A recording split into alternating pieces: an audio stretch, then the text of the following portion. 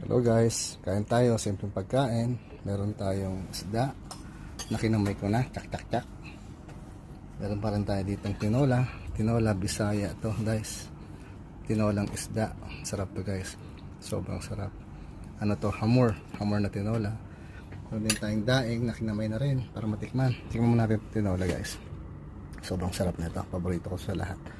Binili namin to sa isang sikat na bilihan dito sa Abu Dhabi. Tingnan natin. Harap.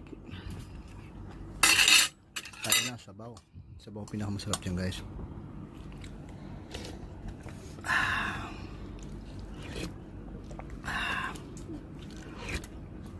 Ang sarap, sulit na sulit.